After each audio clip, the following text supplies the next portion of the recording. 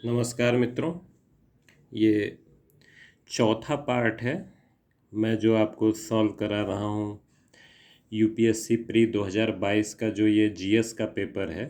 इसके अलावा मैं यूपी पीसीएस का 12 जून को होने वाला है। अगर आप लोग मेरे साथ जुड़े रहेंगे तो उस पूरे पेपर को भी मैं सॉल्व करके आपको दूंगा और आप यहाँ पे अपने कॉन्सेप्ट बना सकते हैं। आपको बहुत ज़्यादा किसी कोचिंग के पीछे नहीं भागना होगा।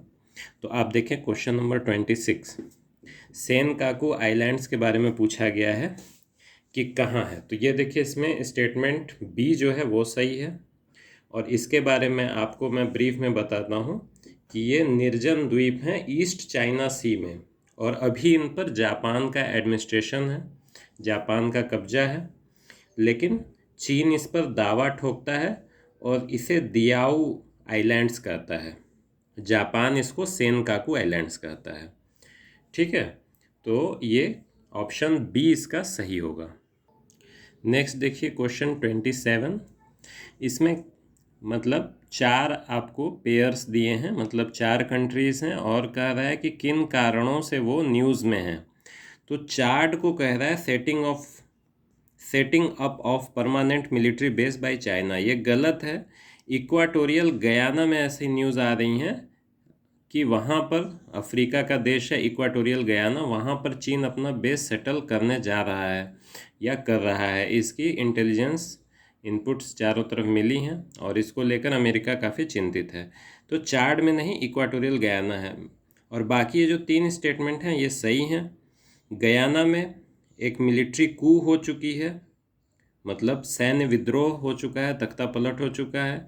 लेबनान वो एक सीवियर और प्रोलॉन्ग इकोनॉमिक डिप्रेशन से गुजर रहा है, इसका जिम्मेदार कोविड-19 है। और बेरूत में 2020 में एक बहुत बड़ा बम विस्फोट हुआ था, वो भी इसका जिम्मेदार है, लेबनान की राजधानी बेरूत। और ट्यूनीशिया में वहाँ के प्रेसिडेंट ने पार्लियामेंट को सस्पेंड कर दिया है।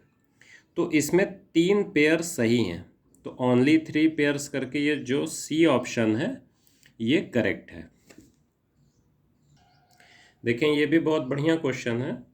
28, ये रीजन दिया है और कंट्री में बताना है कि किस में है। तो अनातोलिया ये टर्की में आता है, इसको एशिया माइनर भी कहते हैं, बहुत बड़ा क्षेत्र है। अम्हारा ये इथियोपिया का है, इथोपिया या इथियोपिया इसको कहते हैं।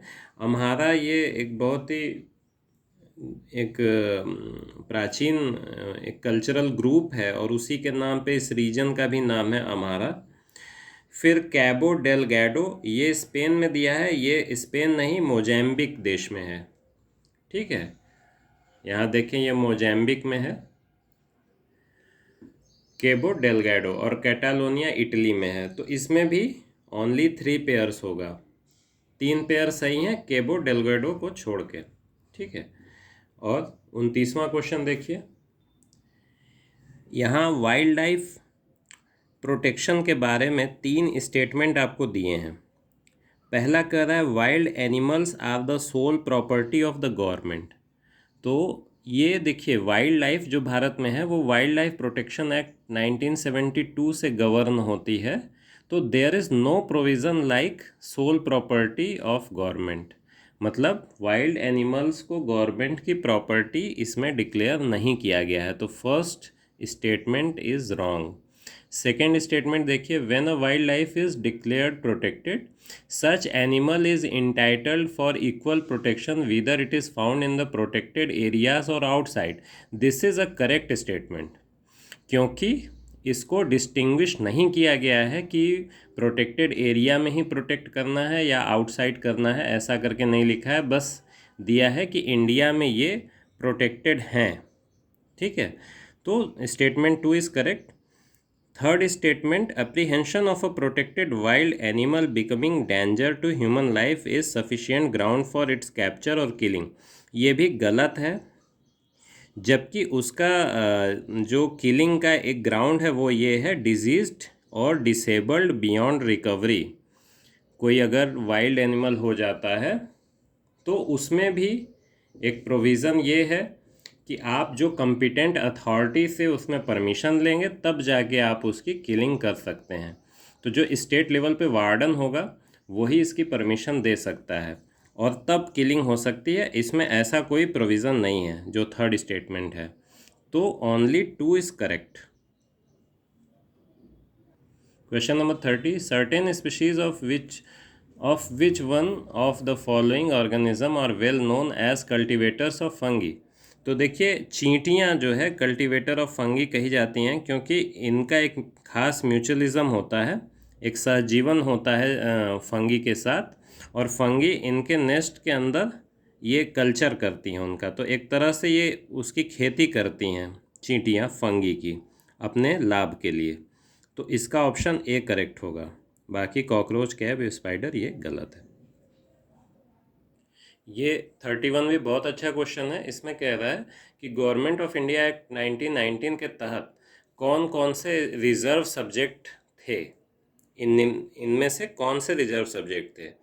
तो देखिए मैं आपको डिटेल में बता देता हूँ कि कौन कौन से रिजर्व सब्जेक्ट थे। देखिए रिजर्व सब्जेक्ट है justice administration, press, revenue, forest, labour dispute settlements, water, agricultural loans, police, prison, ये रिजर्व सब्जेक्ट है। जबकि ट्रांसफर्ड सब्जेक्ट भी देख लीजिए, मे भी अगले क्वेश्चन किसी क्वेश्चन में या अगले किसी ईयर्स में ये मिले आपको। Local self government, public work, sanitization, industrial research and setting up of new factory, ये बेसिकली सैनिटेशन होगा।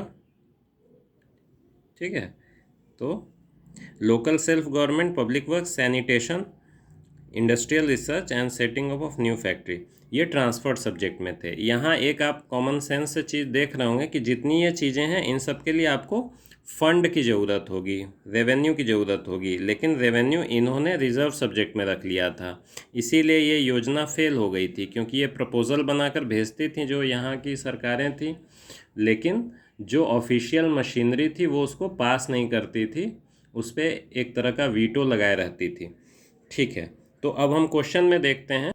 जो लिस्ट आपने देखी उस हिसाब से देखिए, जस्टिस का एडमिनिस्ट्रेशन ये, और लैंड रेवेन्यू, पुलिस, ये तीनों रिजर्व सब्जेक्ट थे, जबकि local self government it is a transferred subject.